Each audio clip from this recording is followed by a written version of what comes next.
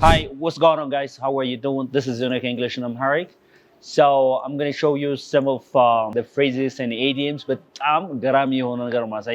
about like a book of phrases and idioms frequently used in your daily conversational English. So let's delve into the app. አሁን በደንብ አድርጌ በነገራችን ላይ አፑን አላገኙትም ትሉ ሰዎች ቪዲዮውን ለማየት ምንም ትዕግስት የሌላችሁ ሰዎች ናቸው እንጂ መጨረሻ ላይ አፑን እስከ ፎቶግራፉ ሳይቀር ነው ማስቀምጠው ማለት ነው። So I just want you to follow me, all right?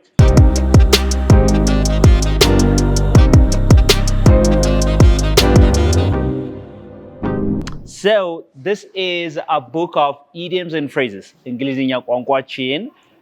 ከአካዳሚክ እንግሊሽ ወጥቶ ከቀለም ትምህርት ወጥቶ natural እንዲሆን conversational እንዲሆን such books are very important. በጣም ወሳኝ ስለሆነ ማለት ነው.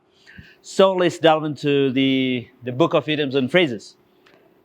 This guy look application እንደዚህ ከፍቱት like idioms dictionary የሚላለ when I just open it there are more than 9,000 idioms well explained using voices and examples as well as definitions በጣም ይሄን ለየት የሚያደርገው ከሌላው ምንድነው definition አለው there is voice አለው ራሱ you can learn the pronunciation all right how the phrases or the idioms can be pronounced so for example let's see the first one የመጀመሪያው ነው እስቲ act one's age, right? So, like, it's well pronounced here. And then there's a definition here. What does it mean? There's a definition here, and there is an example here. For example, to be mature or not to be childish, here is a definition that we have. And the example sentence given is stop acting, like a child, or I can say that, please act your age, right? So it tells us the definition ይነግራችኋል as well as the moment there is an example ልጭ ኮፒ ማድረግ ከፈለጋችሁ እቺን ኮፒ አድርጋችሁ መውሰድ ትችላላችሁ ይሄን መጽሐፍ ከሌለው ለየት የሚያደርገው ምንድነው there is a pronunciation in the United States and there is a pronunciation also in the UK ማለት ነው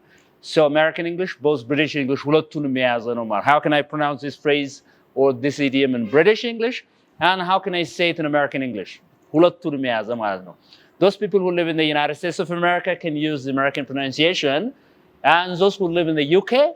can have the UK pronunciation. ሁለቱንም አስቀምጡላችኋል። ስለዚህ ኢዲየም አለ፣ በልጣው ንግግሩ አለ፣ አነባበው አለ፣ ሁለት አይነት አነባበው ማለት ነው። American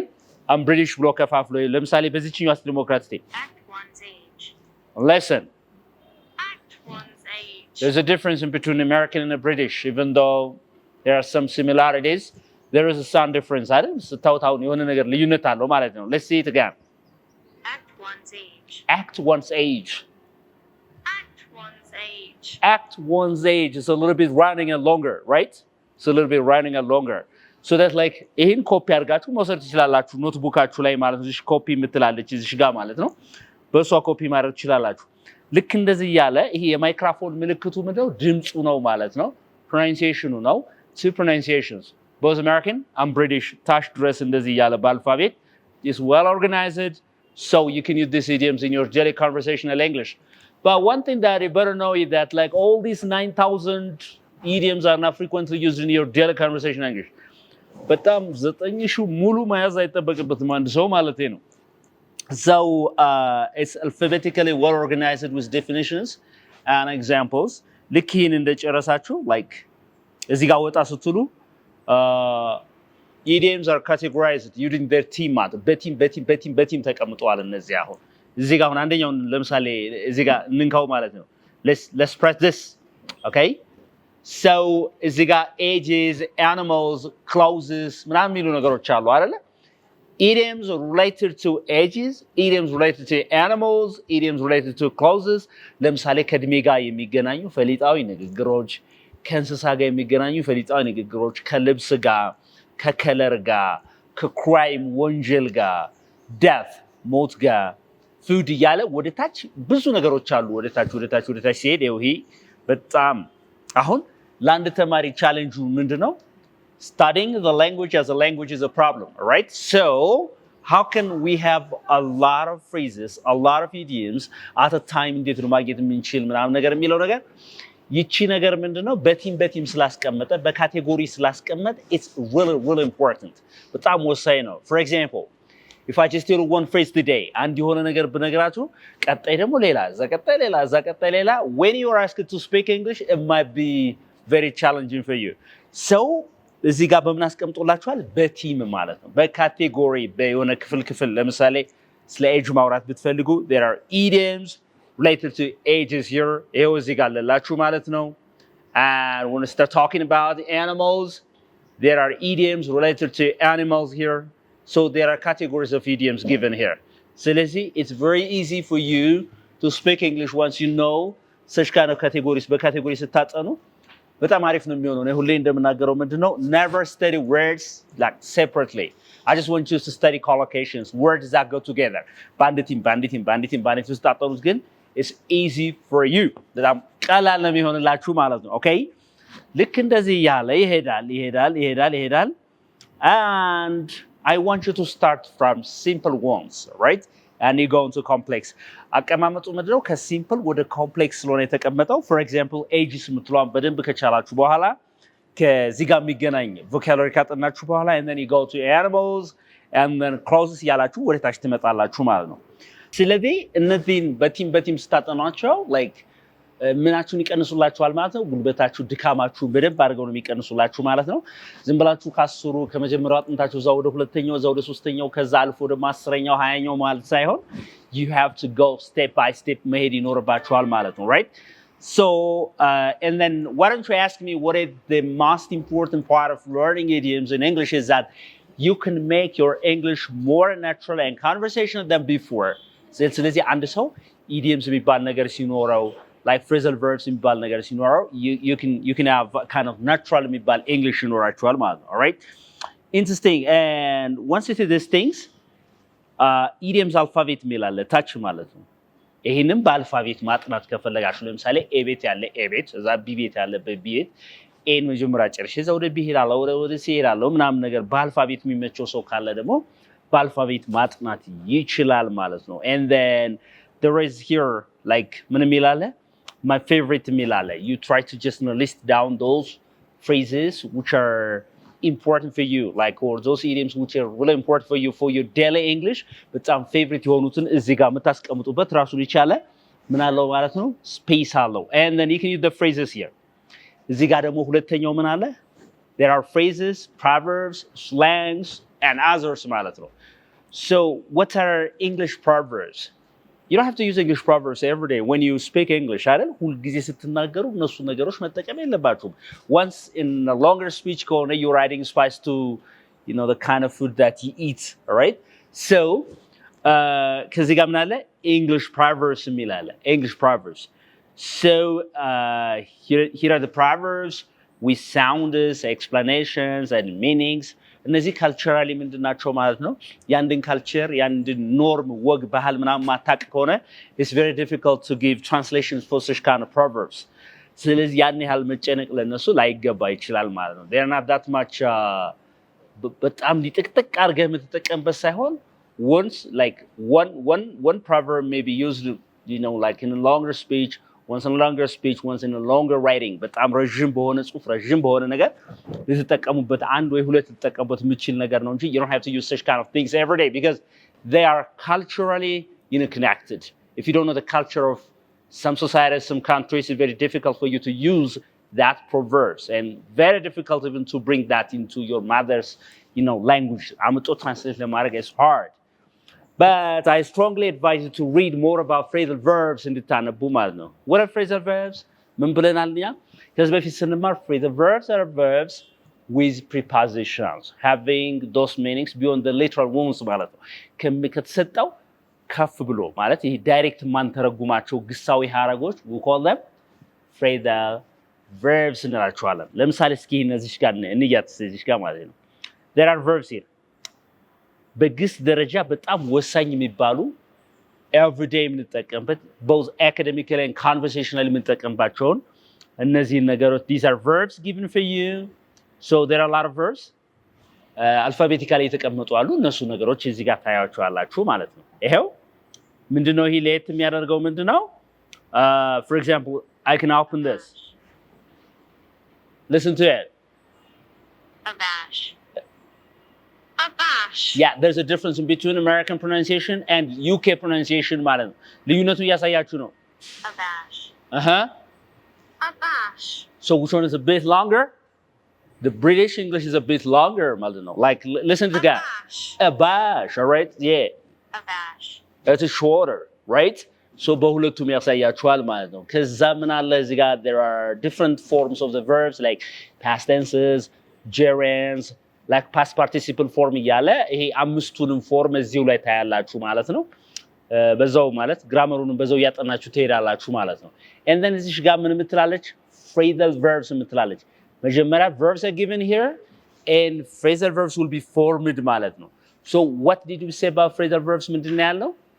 phrasal verbs are verbs with prepositions ነው ያለው የሆነ ግሶች ከpreposition ጋር ሲመጡ we call them phrasal verbs አይደል let's check them out ለምሳሌ መጀመሪያው ላይ ምን ይላል act up the verb up is a preposition together we call it a phrasal verb all right so zigal look listen it again act up it's a bit longer አይደለ ስለዚህ በሁለቱም አስቀምጦላችኋል እዚህ ጋር ዴፊኒሽን አለ ከዛ ኤግዛምፕል አለ ስለዚህ አንድ ተማሪ ብቻውን ዞ ከሚያጠናው ይልቅ ለምሳሌ phrasal verb ብሎ ከመጻፍ የሆነ ነገር ዞ ብቻውን ከሚያጠና it's really better to study with pronunciations right both in the UK and American accent ስለዚህ በሁለቱም እያነጻጸረ እንደዚህ ቢማር is really better በጣም የተሻለ ስንት ዞላችኋል እዚህ ጋር እቺኛዋ በዚህ በኩል ያለችው 1800 verbs plus phrasal verbs ማለት 1800 ግሶችንና ግሳዊ ሐረጎችን ባንድ ላይ አጣምሮ የያዘ ነው ይሄኛው ካቴጎሪ ማለት ነው እነዚህን ባንዴ ማስተር አድርገው ባንዴ ጨርሰው ባንዴ እንትን ብለው አይደለም ነው እንደዛ ሳይሆን ምንድነው በካቴጎሪ የተቀመጡ ቅድም ያሳያችሁን በካቴጎሪ ማንበብ ከዚህም ቢሆን በትንሹ እስከ ኤግዛምፕል ሴንቴንሱ ጋር ማስተዋሻ ያያዛችሁ ከዛ ጋር እየጻፋችሁ በደንብ አድርጋችሁ ማጥናት ትችላላችሁ ማለት ነው you know like if you don't know more about phrasal verbs and idioms in your English it's very difficult for you to speak English like a native academic English ብቻ ነው የምትናገረው ማለት ነው academic English ደግሞ እዚህ academic area ላይ successful እንድትሆን ያደርጋል ማለት ነው ነገር ግን natural English ወይ natural conversation ሊመጣ የሚችለው ግን it needs you the knowledge of idioms and phrasal verbs ማለት ነው የፈሊጣዊ ንግግሮችንና የግሳዊ ሐረጎችን ዕውቀት ይፈልጋል እንግሊዘኛን እንደ ኔቲቮች ወይም እንደ ተወላጆች ለማውራት እነዚህ ነገሮች ወሳኝ ናቸው ማንና ማን idioms and phrasal verbs as well ደግሞ ምን slang እዚህ ያራዳ ቋንቋ ምናምን ይባላል እሱንም ሲጨምሩበት they're really important አስፈላጊ ነው የሚሆኑት ማለት ነው አስፈላጊ ነው የሚሆኑት እነዚህም አሁን በአልፋቤት ነው እነዚህን ያስቀምጥላችሁ ማለት ነው phrases and then again the verbs እንታልኳችሁ 1800 የሚደርሱትን ማለት አሁንም እኔ አስቀምጣለሁ ማለት ነው የአፕሊኬሽን ስሙን መጨረሻ ላይ አስቀምጣለሁ እስከ ፎቶ ሳይቀር ማለት ነው አላገኘ ነው ምናምን እንዳትሉኝ በቃ ማግኘት ትችላላችሁ ነው እኔ ከየት አምጥቼ ተጠቀምኩ ነው ታዲያ ግን አብዛኛው ሰው ትግስቱ ስለሌለው ያኔ ማየት ትግስት ስለሌለው ምንድነው ብሎ የሚለው ማለት ነው no like I can't get it ላገኘው አልቻልኩም ምናምን አፕሊኬሽኑ ምናምን ይላል so it's very important ስለዚህ ጥሬ ቃል ብቻ ጥሬ phrasal verb ብቻ እንዳታጠኑ I just want you to study phrasal verbs with examples and with sounds of pronunciations as well as with definitions ማለት ነው ስለዚህ ይሄን መጽሐፍ ከሌሎች ለየት የሚያደርገው ምንድነው ራሱ በሁለቱም ሀገር ማለት ነው በዩኬም በአሜሪካን አክሰንት በሁለቱም ያነብርላችሁና ዲፊኒሽኑን ሰጧችሁ ምሳሌ አረፍተ ነገር ሰጧችሁ ያልፋል ማለት ነው ሁሉም ያለቀው ይሄ አፕሊኬሽን ልክ እንደዚህ ያለ በዚህ መልኩ ነው ያለቀው ማለት ነው ኦኬ ይሄን ማጥናት ያለባቸው እነማን ናቸው አትሉኝም ይሄን ማጥናት ያለባቸው ኢንተርሚዲየት እና አድቫንስድ ሌቭል ላይ የደረሱ ናቸው እንጂ ቢግነሮች አይደሉም ጀማሪዎች አይደሉም ጀማሪዎች like those beginners should read other things ሌላ ነገሮችን ነው ማንበብ ያለባቸው ማለት ነው ምክንያቱም you've got a long way to go before you read this thing ማለት ይሄን ከማንበባችሁ በፊት ብዙ ርቀት መሄድ ያለባችሁ ነገር አለ ቢግነሮች ወይ ጀማሪዎች ማለት ነው እናንተ ቤዚክ የሆነ ግራመር ቤዚክ vocabulary basic spoken like phrases expressions በጣም ቤዚክ መሰረታዊ የሚባሉ ነገሮች እነሱን በደንብ አድርጋችሁ ከተማራችሁ በኋላ ወደዚህ የምትመጡ ማለት እንጂ አንድ ጀማሪ ምንም ለማንበብ የሚቸጋገር ተማሪ ከዚህ ጋር ቢመጣ no I don't advise those beginners to just download this app and read ማለት ነው ይሄንን ዳውንሎድ አድርገው እንዲያነቡት አንድ ቢግነር ተማሪ አልፈልግም እኔ ለማን for both intermediate and advanced learners ነው የሚሆነው ይሄ በተለይ for advanced learners it's the best application ever ማለት ነው ስለዚህ ለአንድ ተማሪ ትልቁ ቻሌንጁ ምንድነው ትልቁ ቻሌንጁ አካዳሚክ እንግሊሽ አይደለም አካዳሚክ እንግሊሽ በነገራችን ላይ በተወሰኑ ወራት ውስጥ ማስተማር ይቻላል it's easy ማለት ነው ቻሌንጁ ቋንቋን እንደ ቋንቋ መናገር ነው እንግሊዝኛን እንደ እንግሊዝኛ መናገር ሲመጣ ምን ሊመጣ ነው ማለት ነው ኔቲቮች በየቀኑ የሚጠቀሟቸው phrasal verbs and idioms as well as slangs እነማን ናቸው የሚለው ነገር ነው መጣው ይሄ በሁለቱም ሀገር ነው ያስቀምጣላችሁ አሜሪካን በብሪቲሽ ማለት ነው በሁለቱም ሀገር በሁለቱም አነባበብ ከሁለቱም ወስዶ ኮመን የሆነ ነገር ነው ያስቀምጣላችሁ ይሄን አፕሊኬሽን ማን ይባላል ስሙ ብላችሁ መጠየቅ ትችላላችሁ የዚህ አፕሊኬሽን ስሙ idioms and phrases dictionary ነው የሚለው idioms and phrases dictionary so መጨረሻ ላይ አስቀምጥላችኋለሁ ማለት ነው እስከ ፎቶ ድረስ and then ይሄንን አውርዳችሁ ዛሬው መጠቀም ትችላላችሁ ከዚህ በተረፈ እንዲሰራላችሁ የምትፈልጓቸው ቪዲዮዎች ከስር ጻፉልን ማለት ነው አራፑን ስሙን ንገረን ምናምን አሁንም የሚልኩ አይጠፋም ምን አልኩኝ idioms and phrases dictionary ነው የሚለው ስለዚህ ሁሉ ጊዜ ምንድነው never study words alone wordን ብቻው ማጥናት አይደለም you have to study the phrases the words that go together okay when you study the phrases it will minimize your burden it will minimize በቃ እናንተ ልፋት ነው የሚቀንስላችሁ ማለት ነው because phrases are more than a word ማለት ከቃል በላይ ስለሆኑ ነው thank you for watching this is Unique English where you can learn English uniquely anybody who's interested in learning face to face or online classes give us a call we can teach you English amazingly bye everybody